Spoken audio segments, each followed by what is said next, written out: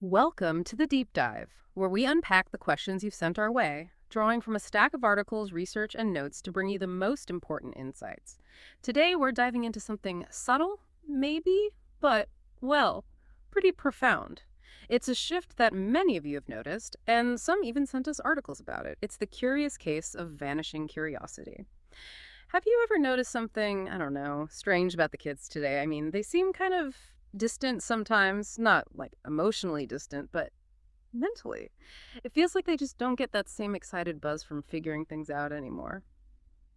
I remember my own childhood, and I'm sure you do too. Back when we were teenagers, heck, even as little kids, we were always asking questions, weren't we? What's actually inside this old radio? Why does the sky change colors like that at sunset, but it's so blue at noon? How do ants find their way home? Seriously, they look like they're just wandering.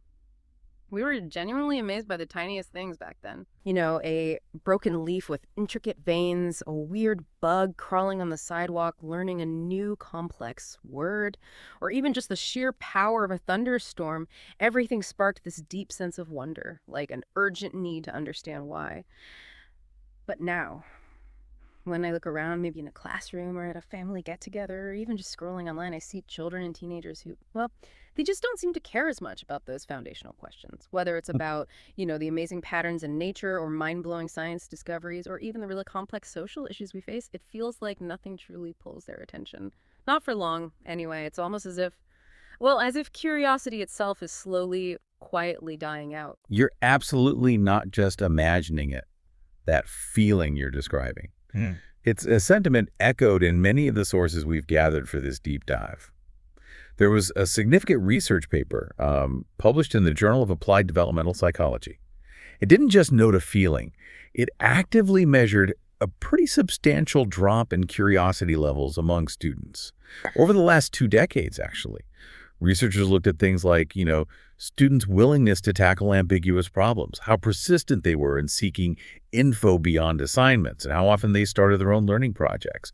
And they found a measurable decrease in these kinds of curiosity-driven actions. And it's not just kids. Error sources indicate that even adults are asking fewer questions, spending less time exploring ideas on their own, and showing less intellectual risk-taking in their daily lives. Wow. So it's across the board, really. It seems that way. In fact, there was a 2021 study from the University of Michigan. They tracked student engagement over time, and they found that modern students, on average, are significantly less likely to explore topics independently compared to students back in the 1990s. They often just rely on information being handed to them rather than actively going after it. Which is the opposite of curiosity, isn't it? Exactly. And a big part of this, as our research suggests, is probably technology. Now, tech is incredibly helpful, obviously, a source of vast information, but it often serves content up in this sort of pre-digested format.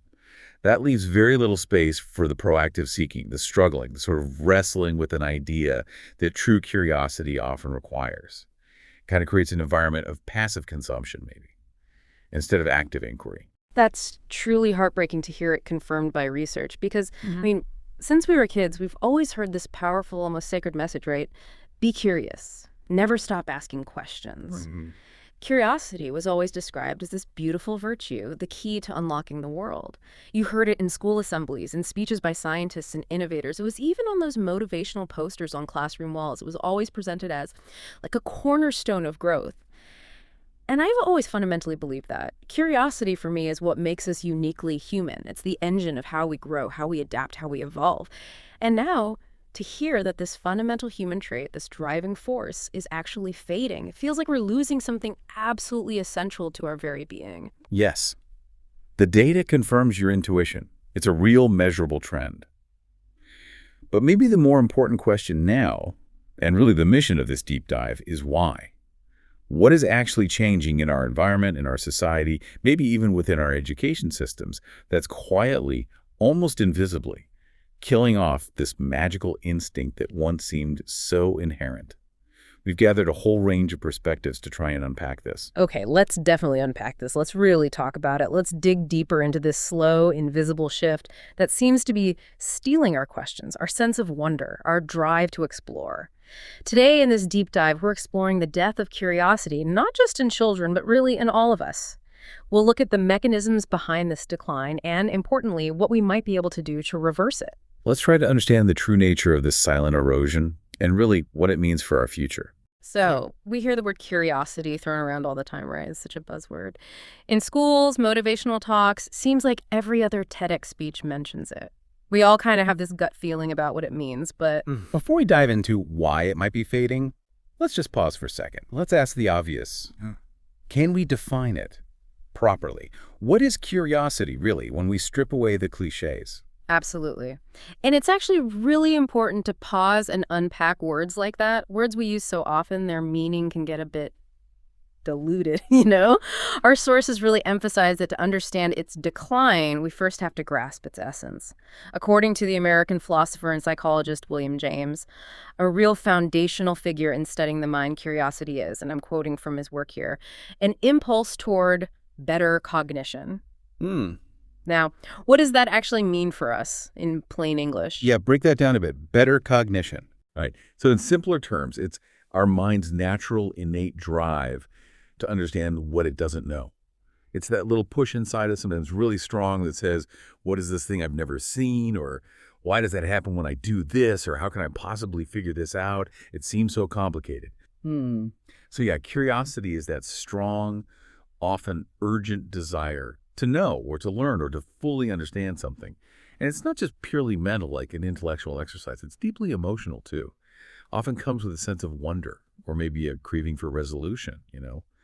Ultimately, it's what fundamentally motivates us to explore, to keep learning persistently, and to grow throughout our lives. It's like an internal engine constantly pushing us forward. Yeah, that makes a lot of sense. We've all felt that spark, haven't we? That kind of insatiable need to unravel a mystery or gain a new insight. But here's a thought that often comes up when people talk about this. Okay, we've always been told curiosity is good, it's praised everywhere. But why should we care so much if it's dying out? Isn't it maybe just a nice to have, like a charming personality trait? Maybe it's essential for inventors or academics, sure. But is it truly essential for the rest of us in our everyday lives?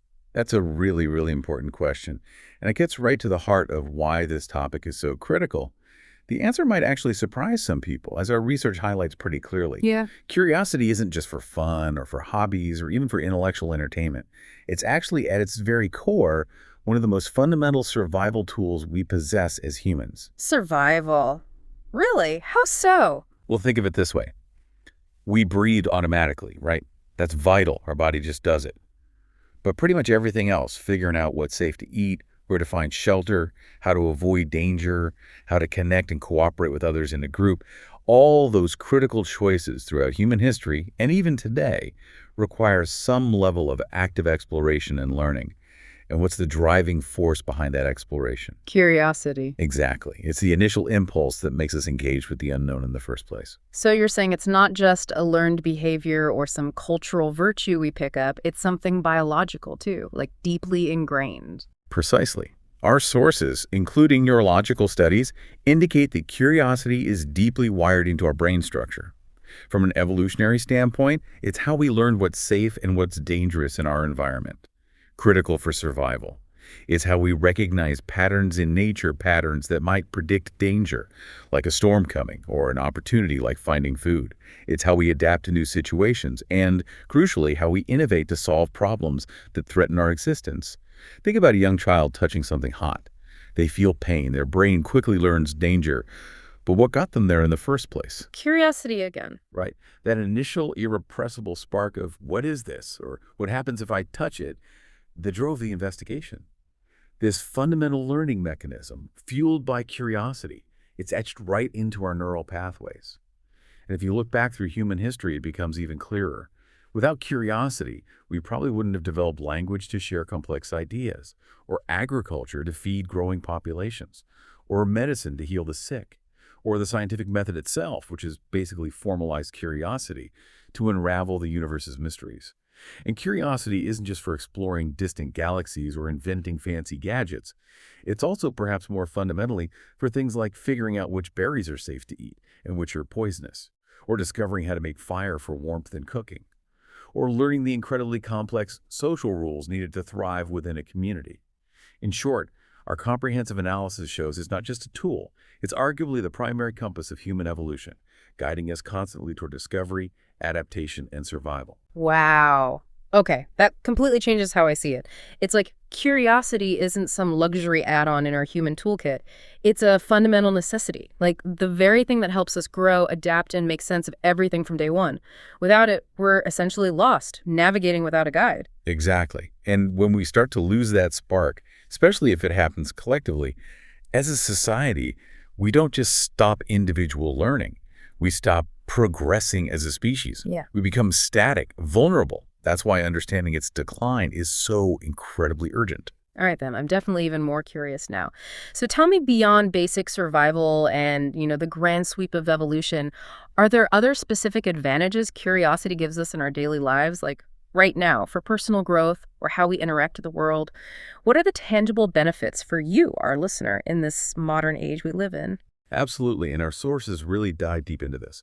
Let me break it down with a few simple but really powerful points that show just how pervasive its influence is. First, just think about learning and growth. Curiosity fuels our desire to learn new things, constantly pushing the boundaries of what we know. It starts from infancy, right? Babies learning to walk and talk, driven by this innate wonder about what their bodies can do and the sounds they can make, all the way to scientists unlocking the deepest secrets of the universe through relentless inquiry. We ask questions, we solve puzzles, we make profound discoveries, all because we are curious. Without curiosity, knowledge would just sit there, inert in books or databases, a static collection of facts. But with curiosity, learning becomes this dynamic, engaging, lifelong adventure, a continuous unfolding of understanding. It's what separates just retaining information from gaining real insight. Think about the student who just memorizes a formula versus the one who wonders, wait, why does this formula work? What problem did it originally solve? What happens if I tweak this variable? That deeper questioning, born of curiosity, doesn't just add knowledge. It fundamentally changes the structure of their understanding. It prepares them for complex new problems in ways rote learning never could. It shifts a fixed mindset to a growth mindset. That's so true. I remember getting totally obsessed once with how clouds form, the actual science, the atmospheric pressure, the different types, even the role of tiny dust particles. I ended up watching like 2 hours of weather documentaries. It wasn't for school or anything. It was just so compelling. It's exactly that kind of self-driven inquiry, that profound internal drive that keeps us engaged and actively seeking.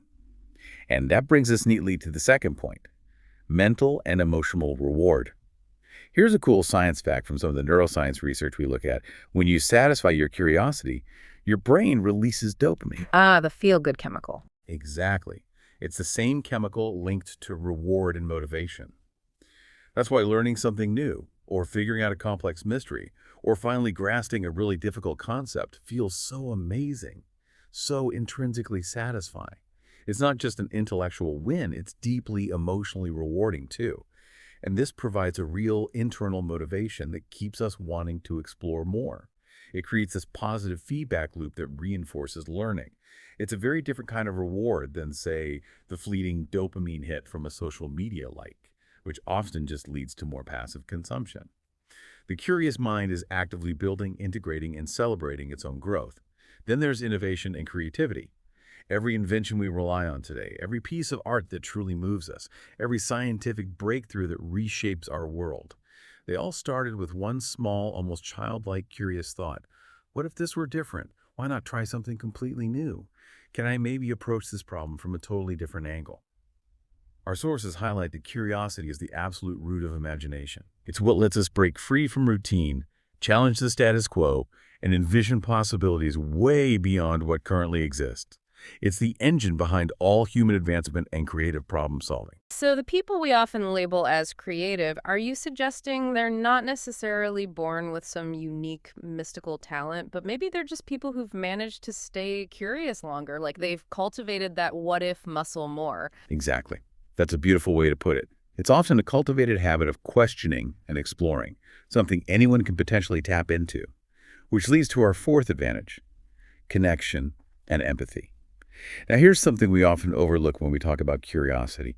Curiosity about other people genuinely wanting to understand their experiences, their background, their perspectives, their joys, even their pain, profoundly leads to empathy. It helps us move beyond our own assumptions and say, I don't fully get your story, but I really want to understand it more deeply. That mindset builds bridges between individuals, between communities, even between nations. It makes relationships deeper, richer, and society inherently kinder and more inclusive. It's how we move beyond ourselves and truly connect with the vast, diverse world out there. And finally, a very profound aspect, meaning and purpose. Curiosity doesn't only look outward, it also turns inward. Questions like, who am I, really? Why am I here on this planet? What is the deeper meaning of life beyond just the daily grind? The big ones. The really big ones. These aren't just academic questions you find in a textbook. These are deep, fundamental soul questions that define our existence. And our sources suggest that curiosity is the primary force that leads us to even explore them. It provides our lives with depth, richness, and a profound sense of purpose. It's how we find our unique place in the world and continually try to understand our own evolving journey. Wow, it's truly beautiful when you lay it out like that. It's like curiosity isn't just about collecting facts or even about achieving things intellectually. It's about becoming fully human. It connects us to ourselves emotionally, to others socially, and to the bigger questions spiritually. It feels, well, indispensable. Exactly. And that's precisely why when curiosity starts to fade, when people stop asking, stop wondering, stop genuinely caring about these deeper layers of existence, it's not just a loss of knowledge or a decline in innovation, as critical as those are. It's a profound loss of connection, creativity, and even purpose. The implications are incredibly far-reaching, affecting us at every single level of our being, from the individual right up to global society. And we are genuinely losing that, aren't we? It feels like we see hints of it in our classrooms where sometimes engagement seems kind of superficial. We notice it in our conversations, which too often just skim the surface. We might even feel it in our communities where deep understanding can feel frustratingly elusive. It truly feels like a fundamental shift in how we engage with the world. And yeah, it's deeply concerning. Yes, it is. And our analysis, drawing from various studies, indicates it's not happening randomly or without specific causes. So, in the next part, let's talk about what the sources identify as the silent killers of our curiosity in this modern world. It's a complex problem, definitely multifaceted, often with many invisible culprits working together. Yes, because something fundamental must have changed. Something must have happened that made us trade our inherent questions, our deep-seated urge for wonder, for something as fleeting as maybe distraction. Let's uncover those changes.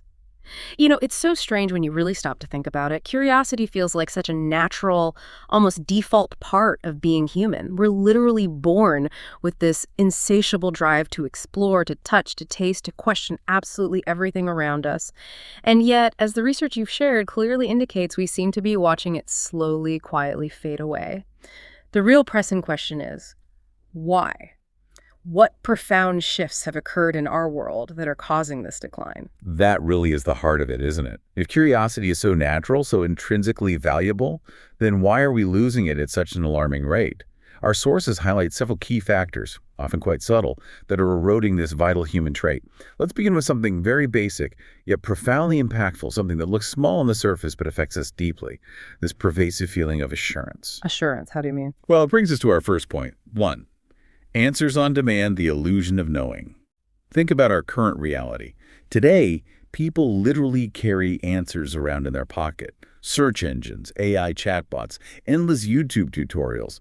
You ask a question, you get an answer, often immediately and with almost zero effort.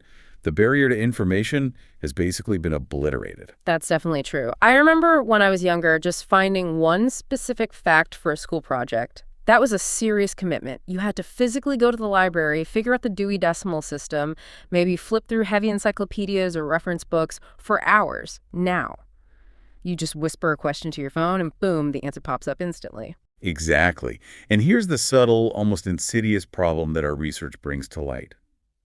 When knowledge is so instantly available, so effortless to retrieve, we stop feeling that deep internal need to actually hold a question within us. To ponder it, we tell ourselves, oh, I'll just Google it later if I really need to know, or if it ever becomes important, I'll look it up in a second. That pervasive assurance of instant access makes people passive intellectual consumers rather than active explorers. The child who used to wonder for days, why do leaves turn yellow in the fall? now might just shrug and say, I'll check it later. Hmm. But as studies on information overload confirm, for most of these fleeting questions, later never actually comes. Because that initial spark of curiosity gets extinguished by the promise of effortless knowledge down the line. The need is gone before the question takes root. Precisely. And what's even more concerning, this happens just as much with adults. We become so accustomed to quick answers that we've lost the joy of the question itself. We've lost the satisfaction of the hunt, the savoring of the mystery. We start mistaking simple information retrieval for genuine understanding, and that creates this dangerous illusion of competence that actually prevents deeper inquiry. We become, as you said, answer-rich, but question-poor. Okay, next let's consider two. Over-practical education, the death of imagination. Our sources point to another strange and pervasive trend we're seeing in a lot of modern educational approaches. It's this overwhelming obsession with practicality and immediate utility. These days, everywhere you turn, educators, parents, policymakers are advocating. Don't just teach theory, give real-life experience. Make education hands-on, immediately applicable. Let kids explore practically, focusing only on skills for the real world. And yes, on the surface, that sounds great, admirable, even necessary sometimes. But let's think a bit deeper about the potential unintended consequences. I've definitely seen this in classrooms too. Students are often explicitly told, look, don't worry too much about the underlying why, just learn the how-to steps. It becomes all about performing a specific task correctly, not really understanding the concept's deeper roots or connections. Exactly. And what does that do to a developing mind over time? It trains kids to follow instructions instead of learning to wonder. They're taught rigid steps and procedures, not how to formulate their own insightful questions. They receive detailed instructions, but aren't guided on how to cultivate their own intuition or critical thinking. But real, profound curiosity, the kind that leads to genuine breakthroughs, it's built in the fertile ground of the unknown. It needs a little mystery, right? A little time to just percolate, some quiet space for contemplation, a bit of waiting for an answer to emerge, or even better, for a new question to form. When you rush to show everything, when every aspect of learning becomes immediately practical and stripped of abstract exploration, you leave no room for the child to truly imagine, to dream beyond the immediate task, to ask that unscripted, maybe even inconvenient question. Our research suggests we might be inadvertently raising a generation of highly capable doers. But are we forgetting to nurture thinkers? Are we accidentally stifling the very impulse that leads to true innovation and a holistic understanding of the world? All right, now here's something maybe a bit counterintuitive, highlighted by some of the more provocative analyses we looked at. 3, forced exploration, when curiosity is controlled. We've observed this surprising trend, particularly among some really well-meaning parents. In the name of progressive education, trying to foster freedom, some have taken their children out of traditional schools entirely. They then attempt to provide what they call open learning, but it often translates into this endless, tightly packed schedule of curated experiences. Think world travel, elaborate science experiments set up for them, intensive art workshops, maybe abstract philosophy talks, all day, every single day. Wow. I mean, that sounds incredibly stimulating on the surface. Exciting, almost idyllic for a child's development, you'd think. It truly does sound amazing. But here's the often overlooked catch, which several child development experts in our sources point out quite clearly. Children are naturally, inherently curious. They don't need to be force-fed wonder or have every moment meticulously designed for discovery. They discover it best on their own terms, like when they stare intently at a dancing shadow on the wall for what seems like forever. Yeah, totally absorbed. Exactly. Or when they follow an ant for 10 minutes, just observing its journey across the pavement. Or when they listen quietly to a story they don't fully understand, letting their own imagination fill in the gaps. Those moments of unguided, self-directed exploration are where true curiosity is cultivated. But when exploration is forced, when every single moment is packed with external stimulation and predefined learning objectives, the mind can get overwhelmed. It gets tired. And paradoxically, it can start to shut down. The child, even amidst the most magical and supposedly enriching experiences, might begin to feel bored or even resistant. And worst of all, they could lose their own intrinsic inner compass for learning. They stop asking, what do I want to know? They just follow what others want them to explore, becoming dependent on external prompts for their learning journey. The constant pressure to always be learning or experiencing something profound can, ironically, extinguish that natural spark of self-driven inquiry. So even freedom, if it's given without enough unstructured time, without room for just quiet boredom or aimless wandering, can become another kind of overwhelming pressure. Exactly. Our findings confirm that curiosity needs vast, unstructured space. It needs room to breathe, to germinate, to follow its own unpredictable path. And sometimes the very best thing we can do for a child's developing mind, or even for our own adult minds, is simply to let it wander, to embrace moments of quiet observation, allowing wonder to be discovered organically, on its own terms, without a predetermined curriculum or goal. Okay, now let's shift our focus specifically to adults for a moment. 4. The distraction of adulthood losing the spark. Why does curiosity seem to die off in so many of us when we grow older, even after a childhood potentially filled with wonder? The reasons are depressingly simple, yet incredibly pervasive, as our sources illustrate.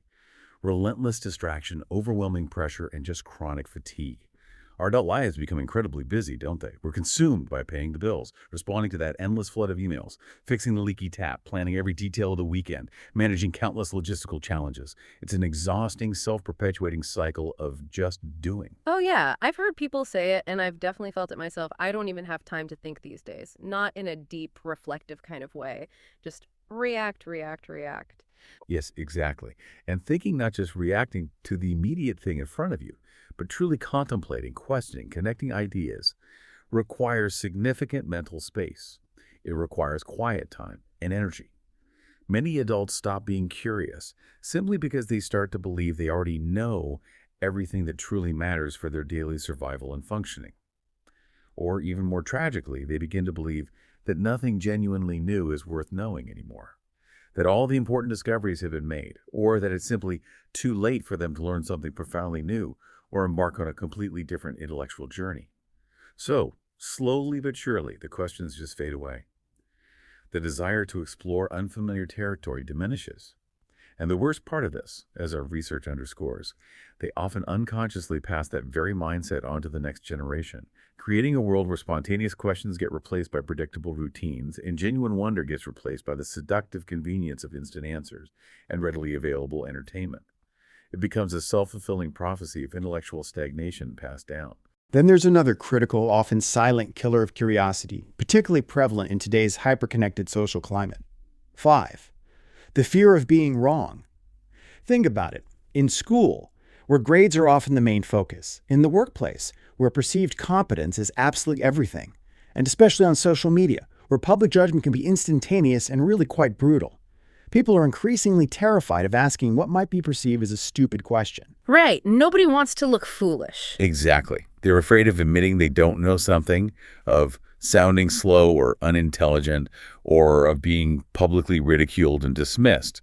So what do? It's a natural defense mechanism.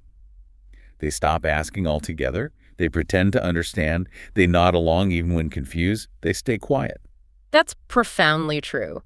The most genuinely curious people I've ever met, whether they're top scientists or artists or just incredibly insightful individuals, they are also consistently the most humble. They seem totally comfortable admitting when they don't know something. They embrace vulnerability. Yes.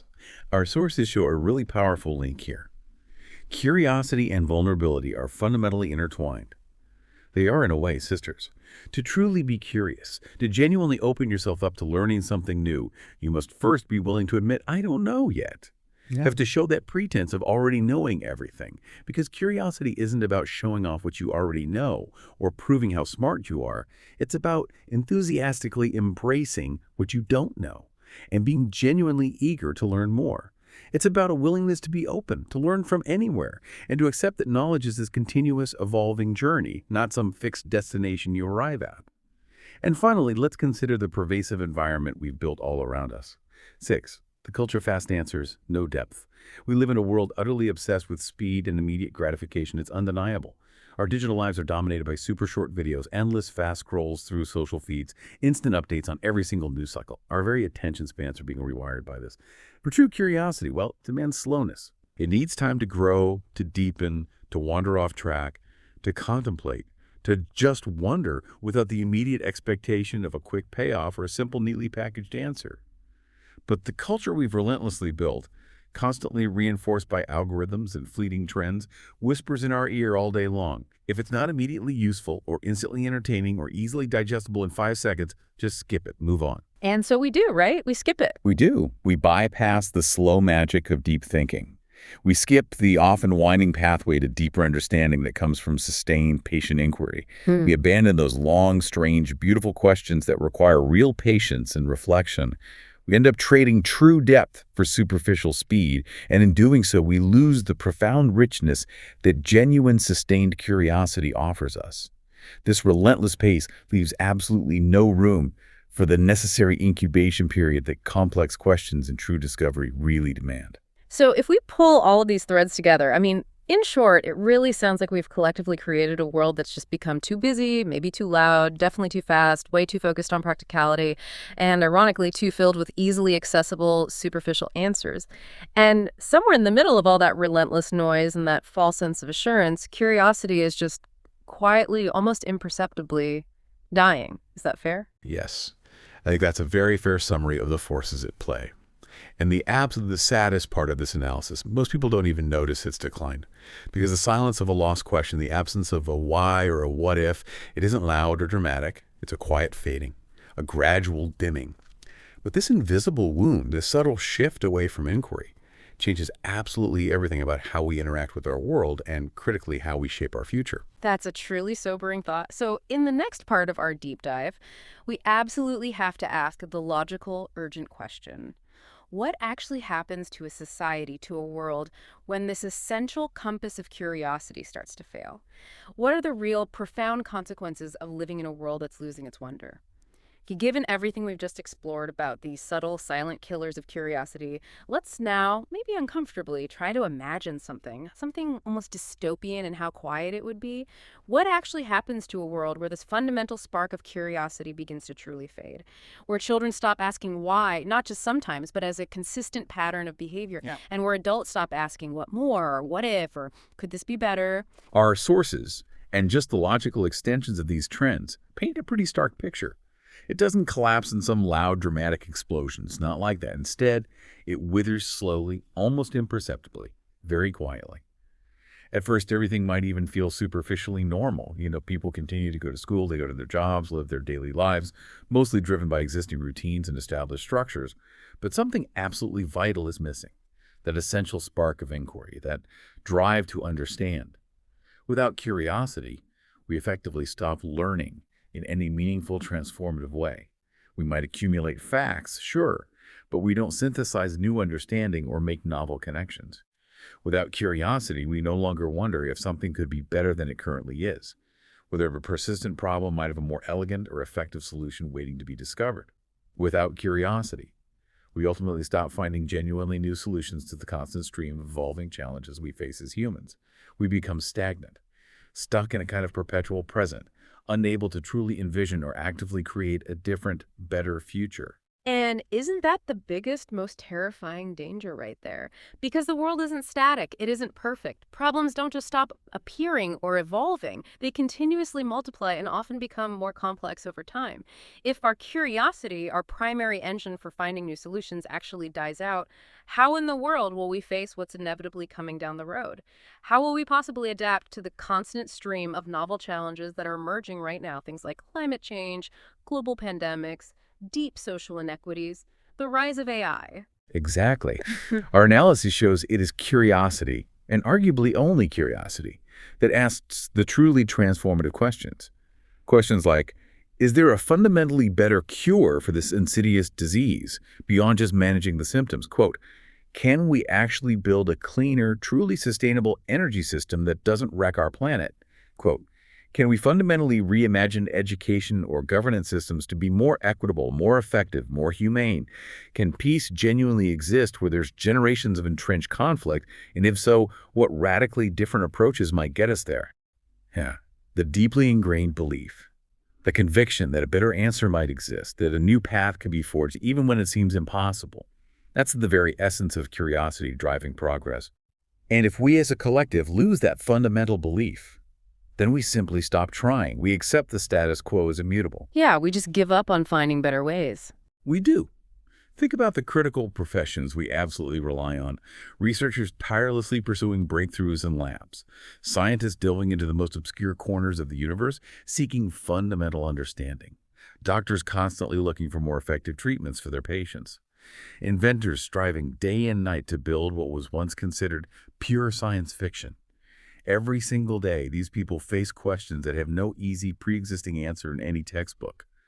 But curiosity is what keeps them going, that unwavering belief in the possibility that something new, something transformative, is waiting to be found just beyond the horizon of our current knowledge. Without that internal drive, those vital fields stagnate, progress halts, and human potential remains unrealized, while suffering often continues unchecked. So, it's crystal clear now that curiosity isn't just about the personal joy of learning or some intellectual satisfaction. It's profoundly about survival, about our future. It's about our collective ability to heal, to invent, to innovate, and fundamentally to grow as a species. It's not a mere luxury item. It's a fundamental requirement for our continued existence and hopefully our thriving on this planet. Exactly. Without it, we become trapped in this relentless cycle of repetition. We just do things the way they've always been done. We stick stubbornly to what's already known, what feels familiar and safe. We become stuck in old patterns, even if those patterns are demonstrably broken, inefficient, unjust, or actively harmful. Imagine just for a moment if nobody was curious enough to keep searching for cleaner water systems in communities still reliant on contaminated sources. Or climate solutions. Right. Or if no one pushed the boundaries on climate solutions, just accepting the status quo of environmental degradation as inevitable. Or if no one dared to question traditional, often inadequate approaches to mental health, leaving countless individuals to suffer in silence and isolation. Or if nobody rigorously explored the complex ethical implications of rapidly advancing artificial intelligence, allowing these incredibly powerful technologies to develop without foresight or constraint. It's a genuinely terrifying thought. We'd just keep treating symptoms instead of finding root cures for societal ills. We'd be stuck with massive pollution because no one dared to ask, can this truly be different? Is there really a better way? We'd be trapped in these damaging cycles, completely blind to alternatives, simply because that intrinsic drive to question and explore has withered away inside us. And that's the truly terrifying truth that emerges from our analysis. A world without curiosity might look busy on the surface, might seem productive with all its routines, but it's actually profoundly frozen, stuck. Because no new road can possibly be found, no truly novel solution can ever emerge. If no one holds on to the belief, that little curious spark, that such a road or solution might even exist in the first place, we'd just maintain the status quo, even if it's deeply flawed. Because the impetus for fundamental change, which stems directly from curiosity, would simply be absent. It's a recipe for societal paralysis. And it's not just about the big picture stuff, like science or societal systems, is it? The human cost is just as profound on a personal level. Even emotionally and relationally, curiosity is what keeps us truly alive, vibrant, and connected as individuals. When we're genuinely curious about other people, we listen more deeply, right? We actively seek to understand their unique perspectives and feelings, not just project our own. When we're curious about ourselves, we engage in that vital introspection, which leads to profound personal growth and self-awareness. But without it, relationships can become shallow, built on assumptions and routines rather than genuine understanding. Our work can become purely mechanical, devoid of passion or innovation. Our days feel monotonous and repetitive. Life itself risks becoming undeniably dull. Yeah. We lose our inner vitality, that essential zest for experience and discovery. And we start hearing, maybe even saying ourselves, those really disheartening phrases like, that's just how things are. There's no point questioning it. Or, I already know enough for my life. There's nothing really new to learn. Or the worst one, maybe. Why even bother? It won't make a difference anyway. These phrases become a sad reflection of a mind that has stopped engaging, stopped seeking, stopped growing, and ultimately maybe stopped truly living in a meaningful way. Yes. And slowly, tragically, our collective sense of wonder just dies out. We no longer pause, even for a fleeting moment, to ask what the infinite stars scattered across the night sky truly mean beyond their scientific classification. We lose that awe. We don't patiently sit with children and marvel at the innocent profundity of their uninhibited questions, seeing them as precious opportunities for shared discovery rather than just interruptions to our busy schedule. We no longer dare to seriously imagine fundamentally better societal systems or fairer public policies or just kinder, more compassionate ways of being with one another. Even education itself tragically risks becoming solely about what facts to know and regurgitate for a test, not how to think critically or how to bravely question the very foundations of knowledge. And workplaces, they often devolve into mere routines, checklists, deliverables. Creativity and curiosity get treated like distractions, maybe even liabilities, certainly not as fundamental strengths or the primary drivers of progress. The very environments that should foster curiosity often become the places where it is systematically, if unintentionally, suppressed. And the ultimate tragedy in all of this is this paradox. We might possess everything we think we need. We could have all the advanced technology imaginable, endless data literally at our fingertips, vast collective intelligence accessible online. But without curiosity, we lose our fundamental sense of direction. We lose our moral compass, maybe. We'll know everything in terms of raw information, but understand absolutely nothing in terms of wisdom or real insight. We'll have all the answers available instantly, but no new, probing questions to guide us toward what matters. We'll survive, perhaps, in a purely functional sense, but we won't truly live, not with purpose or depth or meaning. We risk becoming mere data processors, devoid of genuine insight or the drive to make things better. Precisely. Because curiosity is not just some luxury item. It is, as we firmly established, our fundamental compass.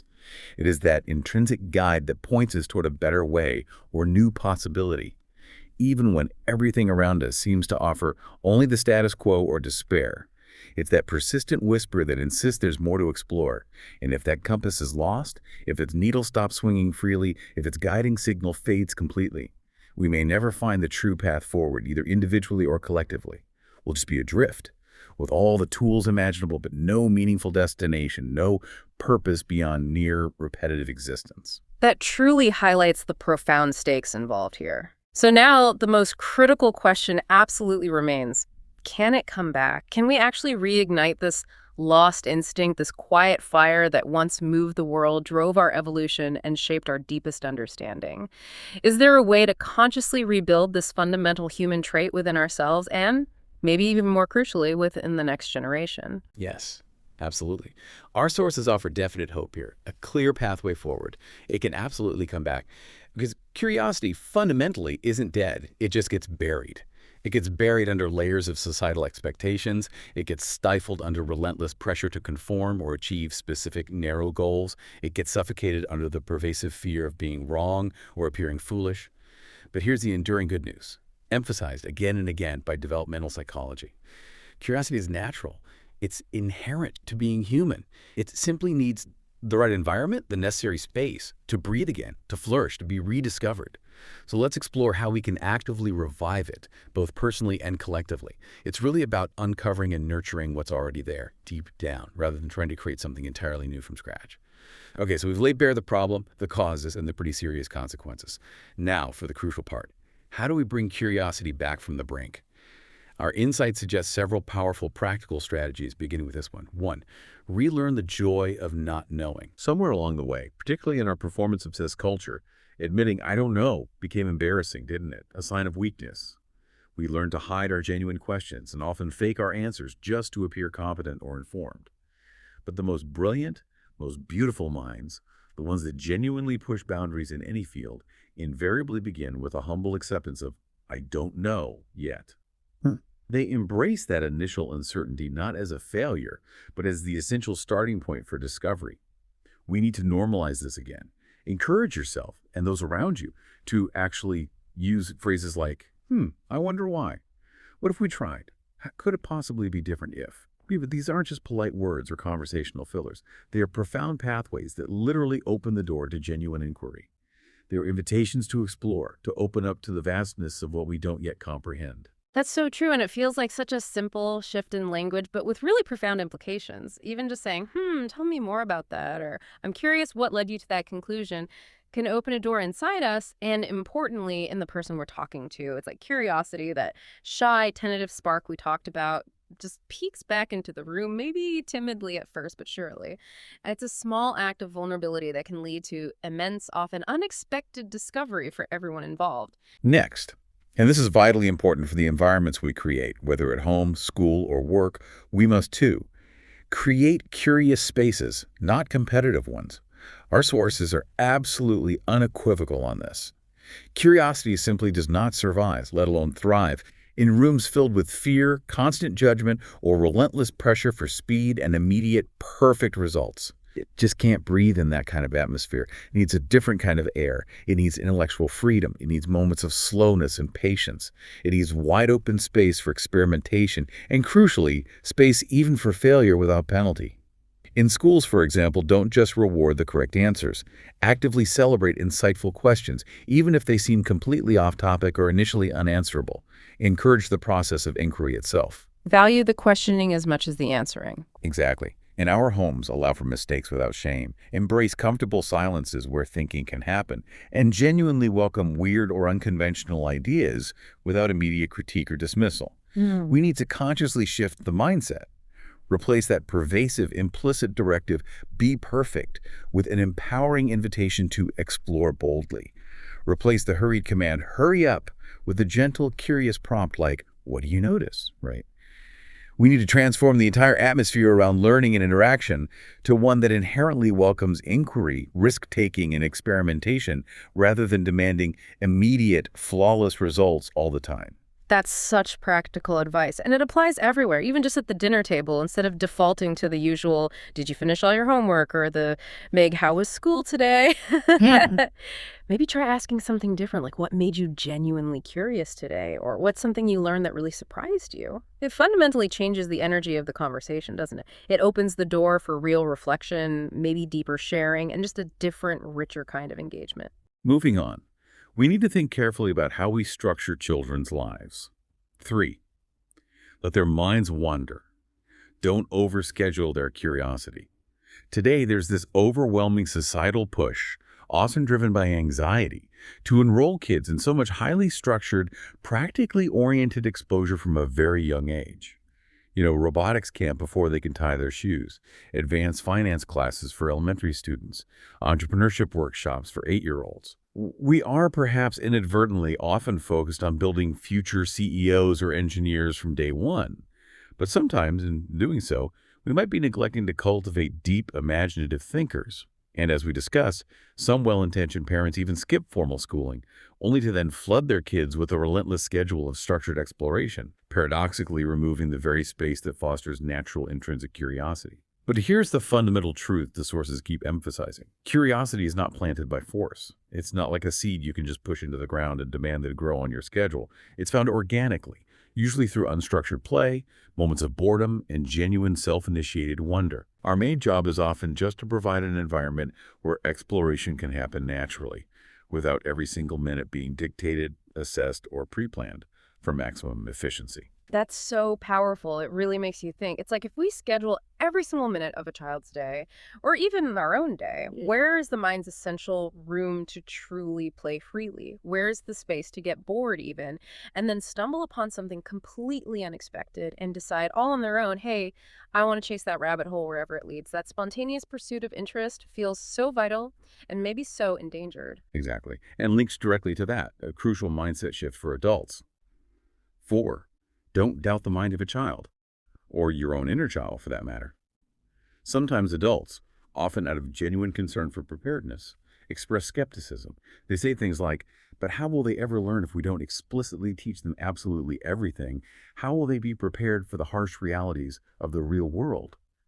But the profound truth, confirmed by decades of developmental research, is that kids already have curiosity profoundly built in. It's arguably their default mode from birth. They naturally observe the world with piercing insight, noticing details we adults miss. They constantly ask questions, even if they seem repetitive to us. They instinctively imagine possibilities far beyond what they currently see or know. Our primary role isn't necessarily to instill curiosity, but often just to protect the curiosity that's already there, to not squash it.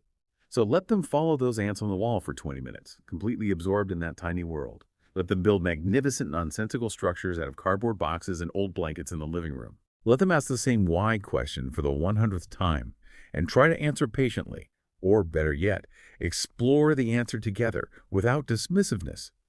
That's not wasting time or avoiding real learning. That's fundamentally building a mind. It's nurturing their critical thinking skills, developing their ability to sustain focus on a problem or an interest, and fostering their innate drive to understand. Yes, absolutely. And when you think about it, some of the greatest thinkers, innovators, and problem solvers throughout history weren't necessarily molded by rigid rules or strict standardized curricula. They were often shaped by the profound freedom they had to explore, to question everything, and to follow their own innate intellectual drive, sometimes down very unconventional paths. Let them question the stars, the universe, the deepest philosophical mysteries, even if they never become professional astronomers or philosophers. The process of questioning, the willingness to grapple with the unknown, that's what truly matters in the long run, regardless of the eventual career path they choose. Next, we need to actively counteract that silent killer we identified earlier. 5. Take away the assurance fight, the "I'll Google it later" mentality. As we discussed, another pervasive killer of genuine curiosity is that comforting, but ultimately detrimental belief that, oh, I can always know it later. Why exert the mental effort right now to ask, to ponder, to genuinely wonder about something, when the answer feels like it's just a quick click away on your phone, instantly gratifying that immediate informational itch? Our phones and the internet at large have made information almost too easy to access. And the psychological reality is, when something becomes too easy, when it requires no real effort or patience, we tend to stop valuing the process of acquiring it. True curiosity grows not from already knowing, but from the genuine, often slightly uncomfortable, unfulfilled desire to know. It's in that fertile space of not knowing, that slight tension of inquiry, where the true spark ignites and then grows into deep, lasting understanding. That's such a powerful point and a real challenge in today's world. We've become this society that is incredibly answer-rich, flooded with facts, but paradoxically increasingly question-poor, lacking deep inquiry. Maybe sometimes, just as a personal discipline, for ourselves and for those we guide, we should actively resist that immediate urge to search for the answer online, and instead just sit with the question for a little while. Let the inquiry deepen, let it mature, let it maybe even reveal other, more profound questions hiding beneath the surface before we jump to the quick, easy gratification of the answer. That requires real conscious effort, doesn't it? It absolutely does. It's a discipline. And finally, and perhaps most importantly for all of us listening right now, remember that 6. Curiosity isn't just for kids. Adults need it too, desperately. This powerful life-enhancing impulse doesn't magically expire when you hit a certain age, but many adults sadly do let it slip away, often without even realizing it's happening. Why does this happen to us? Often, as we mentioned, it's because our lives become kind of mechanical, predictable, relentlessly rushed, filled with routines and perceived obligations that leave little room for wonder. The sheer demands of adulthood can easily smother that curious inner child we all still possess. But even now, today, wherever you are in life, you can consciously choose to reignite that spark. Ask yourself questions like, what have I never tried before but always secretly wondered about? What if I stopped noticing in my daily environment those subtle details I might have once marveled at as a child? What topics or ideas make me genuinely uncomfortable to question, either about myself, my beliefs, or the world around me? It's about consciously re-engaging with the world, trying to see it again as if for the first time, or at least for the first time in a very long time, with fresh eyes. I love that framing. It paints such a vivid picture. A 60-year-old with a vibrant, active curiosity is, in a very real sense, far younger in spirit than maybe a 16-year-old who has unfortunately lost their wonder. Curiosity isn't just a tool for learning, it truly is a source of perpetual youth, isn't it? A fountain of ongoing discovery, vitality, and intellectual vibrancy, regardless of your chronological age. And let's never forget, as our extensive research consistently reminds us, 7, curiosity, innovation, imagination, and ultimately, hope. Curiosity isn't just about feeling good on an individual level, or even just about personal growth, as important as those are. In its broadest, most crucial sense, it's about solving the grand, complex challenges facing humanity. It's about, quite literally, saving the world, or at least making it significantly better. Why do dedicated researchers tirelessly work for years, often decades, to find new medicines to combat ancient diseases? Because they asked, what if? Exactly. Why do visionary inventors persistently look for cleaner, more efficient energy sources, even when facing huge obstacles? Why do brilliant scientists continue to study black holes or the origins of the universe or the deep mysteries of consciousness? In every single one of these cases, it's because someone, at some point, dared to ask a profound, difficult, unanswered question and then had the tenacity to pursue it. Without curiosity, there is simply no next step in human progress. Without curiosity, the world just stops evolving and gets stuck in its current state, however imperfect or unjust that state may be. Curiosity is the fundamental drive that propels all progress, all creative solutions, all future possibilities, ensuring our species doesn't just survive, but hopefully learns, adapts, and thrives. Curiosity truly is the unstoppable heartbeat of human progress, isn't it? It's what makes us not just survive within our current circumstances, but consistently evolve beyond them, always pushing us towards something potentially better, something new, something more profound. So yes, to answer your earlier question, curiosity can indeed come back. It absolutely can be rekindled. But it will only come back if we consciously, intentionally make space for it in our lives and in our society. It requires us to actively stop rushing all the time, to stop over-controlling every outcome, to stop constantly directing and managing everything, especially when it comes to learning and exploration. We need to let their minds play freely. Let our own minds dare to ask those uncomfortable questions again. Let wonder just breathe and unfurl itself naturally without constraint or judgment. Because in every single moment you choose to pause, to genuinely wonder, to deeply question something, you are actively watering the very roots of human imagination, human progress, and essential human connection. Hashtag outro Sable. So we began this conversation with a real sense of concern, didn't we? Concerned about children who maybe don't seem to ask why with that same fire anymore. Concerned about grown-ups who appear to stop wondering, even about themselves, about their own purpose, their own potential for growth. And here we are at the end of our journey, having explored the profound implications of this quiet, creeping decline. Yes, but in truth, and this is a really hopeful insight that emerges from our studies, curiosity doesn't truly die, not completely.